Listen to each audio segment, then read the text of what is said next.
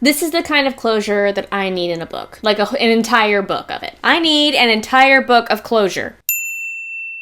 Today, we are talking about Reckless by S.C. Stevens, which is the final book in the original Thoughtless series. And once again, I will repeat this. This story is incredibly outdated, I am well aware, okay? If we're going to talk about romance, I can't not talk about the Thoughtless series. So, I'm going to talk about it. So the first thing is how intact this relationship is for Kira and Kellen. I loved their relationship in this book. You know, the first two books, they had either a super toxic and wrong relationship, or they were really struggling with trust and, you know, just understanding each other and trusting each other and believing each other. They were really having a hard time in the second book. But in this book, they trust each other, right? They trust each other fully and completely. It's finally to a point where it's like, okay, things are going well, right? Like, things are going well. We trust each other. We're on the same page. We believe each other. We believe that we love each other, right? It's not like, you know, oh, is she sleeping with this guy? Or, oh, is he, you know, sleeping with all these women? And all this kind of stuff. There's a lot of trust between them. And there's a lot of growth in the relationship between them, right? It's one of those situations where it's like, okay, finally, Kellen is actually talking to Kira about, you know, oh, what's going on with his family and what he's feeling and all these kinds of things, right? And he really opens up to Kira. And that alone really grows the relationship, because there is so much of the relationship that, once again, we're back to the communication thing. There's so much of it that was really being challenged because he wasn't communicating, because he was he's very tight-lipped about his life and about what was going on and about the things that he wasn't really sure about, or the feelings and the things that it was like, I'm really uncomfortable or I'm scared or things like that. And he was really tight-lipped about that in the first two books. But in this book, what we see is Kellen really saying, you know what, like, I trust Kira, I love Kira, Kira only wants what's best for me, so I'm gonna tell her, right? I'm gonna tell her my feelings, I'm gonna tell her what's going on, right? I'm gonna tell her. And so I really liked that with this story, where it's like, there's that trust between them, and there's that open flow of communication where it's like, this is what's happening. And the fact that Kira was in the room with him, and Kira was with him, and Kira was, right? It didn't feel necessarily like Kira was following him around, because obviously in this book, Kellen's career is really taking off, right? Like, oh, he's been signed by a label, and he's making an album, and he's touring, and he's, you know, all this kind of stuff. And Kira is on tour with him. She is on the bus with him. And it didn't feel like, oh, she's just following him around, right? She obviously has her own, you know, career and her own ambition that she's pursuing while traveling with him. But what you really do see is how Kira becomes,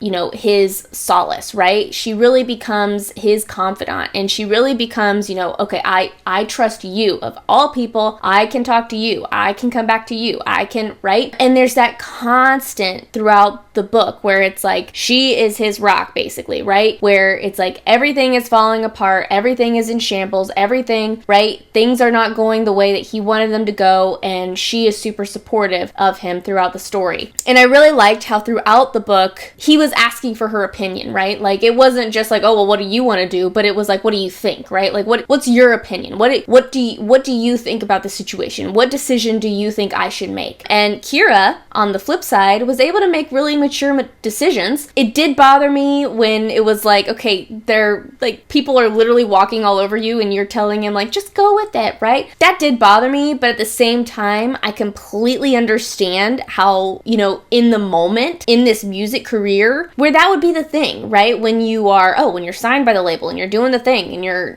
touring and all this kind of stuff, and you're sort of being pushed around by big names, I could understand how you could easily feel that pressure to say, it's fine, right? Like, it's fine, right? Sort of caving in. And so while there were a lot of moments where it was like, no, Kira, like, that's really not okay. If, like, he's obviously not okay with this. You know, a lot of the stuff with Sienna, and a lot of the stuff where, you know, it's like, oh, well, they're basically peddling his body, and they're peddling, you know, all of these things about him, and they're sexualizing him more than he already is sexualizing himself. You know, they're really objectifying Kellen, and Kira's like, it's fine. Like, it's for your career, right? It's only for a little while. Your music will speak for itself. Like, no, girl, it really won't, right? Like, I am a rock and roll lover, and there is not a band in the world who, like, has blown up that it's like, oh, it's just because of the music, right? There is always something else. There is always something else paired with the music, whether it's your style, whether it's your look, whether it's your aesthetic, whether it's, you know, you have a specific sound, whether it's the personality of you, whether it's, right, there's something about you outside of just, well, we play rock music. There's something about you that sets you apart. And this label was making Kellen's sex appeal the other thing, right? And Kira's just saying that it's okay. It's really not okay, right? So she's technically lying throughout the book, which I'm like, really, Kira? At the same token, I completely understand how you can cave under that pressure and feel like, you know, you have to be a yes person in this kind of situation because you're worried that, you know, everything that you worked for is just going to go away and crumble and disappear, like just slip out of your hands. I really liked the fact that, you know, Kellen was confiding in her and Kellen was coming to her and Kellen trusted her. And it was one of those situations where it was like he was trusting her with the good things, but he was trusting her with the really hard things too, right? Like, oh, you know, all this stuff once again with Nick and Sienna throughout the book. And then, oh, we're in this certain area and my parents are buried here and I really want to visit their gravesite and have that closure. And there's a lot of different moments throughout the book where Kellen really relies on Kira. And I think that that's really beautiful. I think that it's really beautiful where it's like, sure, Kellen is sort of this supportive person in Kira's life and he's a strong person in Kira's life and a person that it's like, you know, he makes her strong and he does provide for her and all these kinds of things. But I think we see a really beautiful element of femininity in this book and like a beautiful depiction of femininity in this book with Kira because she has that ability to comfort him and she has that ability to soothe him and she has that ability to, right, to make things okay, right? She makes him okay when, you know, oh, all the other people in his life sort of are stressing him out and freaking him out and putting all these pressures on him. She makes him feel okay, right? And she's his home base. I really liked that. And again, I thought it was an absolutely beautiful depiction of sort of that masculine and feminine sort of energy vibe going on because while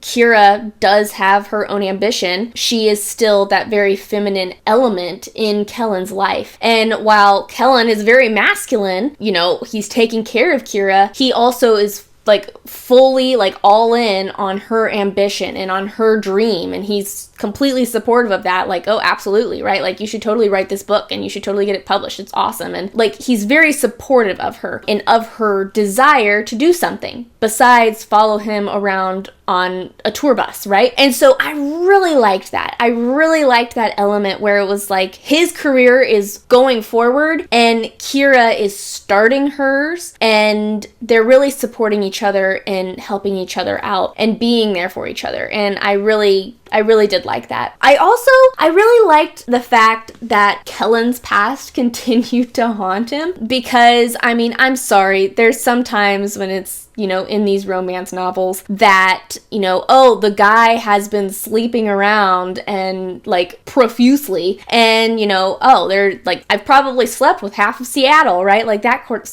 kind of situation. And, you know, it's like they have absolutely no repercussions for that. Kellen is obviously an ex-man whore. He has to deal with the repercussions of that, right? Okay, so number one, the label and Sienna and all of these people have really latched on to the fact that it's like, oh, like Kellen's a sex symbol. Like, that's what he is. He is this person that can be easily sexualized and he's very sensual. And so we're going to use that. But then it's like, oh, okay, but then his past, like his previous roommate sold this sex tape that she had blowing up in his face, right? And so it's sort of that picture where it's like, there's a consequence. There's a consequence for being loose, basically. And I think that that's really, I mean, that's just a little dose of reality that I really liked. The fact that it's like, oh no, like you have to like, there's a consequence for everything you do in your life. There's no getting away from that. And Kellen has to deal with it. Kellen has to deal with it in a really hard way. And much to his chagrin, so does Kira, right? Because oh, now Kiera is seeing this and she's a part of this and she's right. So there's all of these things that are happening that it's like, okay, this stems from Kellen's past. This stems from Kellen's decisions, and it's impacting both of them negatively. It's not just like, oh, everything's hunky-dory. It impacts them negatively. But since their relationship is strong, they are able to proceed, right? They're able to move forward in a really healthy way. And I liked that. I really liked that. I will have to be honest, the whole like, oh, we're married in heart and we're married in spirit, like that part always is just like, no, you're either married or you're not, right? Like, you're either married or you're not. While there is that whole idea where it's like, oh, well, it's not necessarily about the legal thing, right? You know, we took vows and that's what matters. But at the same time, it's like, I don't know. That, I guess I sort of have mixed feelings about that because, you know, a legal marriage, you know, oh yeah, that has to do with like licensing and all this kind of stuff. But yeah, I guess for me, it was really strange because it was like they kept saying, oh yeah, we're married. And then it was like, well, we're married in spirit. And people were just like, okay, like, I'm sorry. But if somebody said to me, if they were like, oh, we're married, and then they followed it up with, well, in spirit, not actually, I'd probably laugh in their face and be like, what? Like, no, like, you either went to the courthouse or you didn't. Like, I don't care if your wedding was with Elvis and he's right. Like, I really don't care. But you're either married or you're not, right? And so, I don't know. That was always like, that's sort of goofy for me throughout the book. But I also really liked that it was like they used that and they leaned on that a lot, and they leaned on the fact that it's like this, like, no, you know, all the things that people kept doing to Kira, you know, with her ending up in the spotlight, and all the things that Sienna was doing that, you know, it's really messing with Kira. I loved the fact that it was like the decision that they were married in spirit sort of drove that whole like, no, you don't talk to that person that, like, this is my person. This is my person. You don't talk to them that way. Even without the marriage. I really liked that element of it, where it was like they were both very protective of each other, and they were both very protective of, you know, how people were speaking to them and how people were treating them, especially when things really started to fly off the handle and, you know, oh, it came out that Kira was a part of Kellen's life, and the press started saying that Kira was Kellen's mistress and all this kind of stuff, and all of the backlash that she received. I really liked the fact that it was like it bothered Kellen, and it, you know, while it did bother Kira, it really bothered Kellen because it was like he had so much respect for her, and just that mutual respect between them. I really liked that. And I really liked the fact that they were being pushed around. You know, it wasn't just that whole idea of, you know, oh, well, he has a successful career now and he's making money and, you know, all that kind of stuff. So everything's good now. Like, things are great. Like, it wasn't like that at all. I feel like this was a pretty good picture of, you know, what that kind of life might look like, especially somebody who's, you know, just getting started in that world and in that industry and in the world of fame. And, you know, they're trying to do it the right way, but they're getting pushed around. And I just really liked that heavy dose of it. And the fact that it was like they had to make those decisions and being forced to make really hard decisions, that it's like, okay, my career might tank, but this person is more important to me than my career. I thought that was really beautiful, especially obviously towards the end. All the things are happening and Kellen's like, okay, yeah, no, like, I'm done. Like, I'm done with this. You guys are messing with me. You're messing with my girl, and I'm pissed, right? Like, I'm pissed off and I'm done with this. So I'm going to take care of this now. I did think it was sort of like, okay, so why did this one interview at this one random radio station, why did that make all the difference in the world? Like, that was sort of quirky for me, because I was like, okay, like, of all the places, why did they suddenly believe you now? Because he'd been saying all along that it was like, yeah, I'm not with Sienna, and nobody believed him. Nobody believed him, and nobody would listen to either one of them. But then all of a sudden we end up on this radio show and, oh, like, these are actually respectable DJs and they're listening to us. Like, I don't know. That was sort of quirky for me. It's like, okay, finally it's coming out, but at the same time, I felt like it was sort of weird. I don't know how else I would have figured it to come out, because I feel like no matter what, people are always going to believe what they want to believe. Those are my thoughts on that. Overall, in general, I despise Sienna. I mean, Sienna is just too much. I'm just like, girl, because she kept on saying things like, oh, it's about my career. It's my career. But it's also like, okay, but there's a line. Like, there is a literal line. I don't care. Like, you shouldn't care so much about your career that you are willing to rip a relationship between somebody else apart. Like, that takes, like, you have the audacity to do that? Like, who are you and why do you think that you have the right to do this? So that for me, I was just like, the moment they met Sienna, I was just like, oh, I hate her. I hate her instantly. I hate her so much. Like, I cannot stand her. Hatred. And I don't like to hate people, but Sienna, nay. So those are my thoughts on Reckless by S.C. Stevens, one of my faves. Honestly, it is one of my favorites out of the series, just because it was like, okay, like, I get to see this healthy relationship in action, right? It doesn't come at the end of the book. No, I get to see the healthy relationship in action for the entirety of the book. And so I really liked that. Yeah, I felt like, this gave me the closure that I'm always looking for in a relationship. Because a lot of times it's always like, oh, well, then we have our happily ever after and we're together. And finally we stop arguing all the time. I'm always just like, oh man, I want to see more of your relationship. I want to see it in action. And so this, it gave me the closure that I wanted. Yeah, and just the doses of reality, the doses of like, okay, yeah, like you're gonna have to live with your consequences now. That is just something that I think makes this book so real, and so I guess it feels more palpable to me and more relatable to me, because it's like, yeah, there's no way in the world that I would be able to, have a steamy affair and lie and all these kinds of things and not have a consequence for that. They do have consequences. And so I love that. I love it. And on top of it, this story is not replacing depth with random hookups and just a series of hookups that have absolutely no meaning. No, Kellen and Kira have an actual functioning relationship, and I think that it has a lot of character, and it's a really beautiful relationship. It's not just sensual infatuation. So those are my thoughts on Reckless by S.C. Stevens. What are your thoughts? I would be curious to know. Have you read the Thoughtless series? I highly recommend. I know it's crazy outdated, but it's a beautiful book, and so I highly recommend you read the Thoughtless series by S.C. Stevens,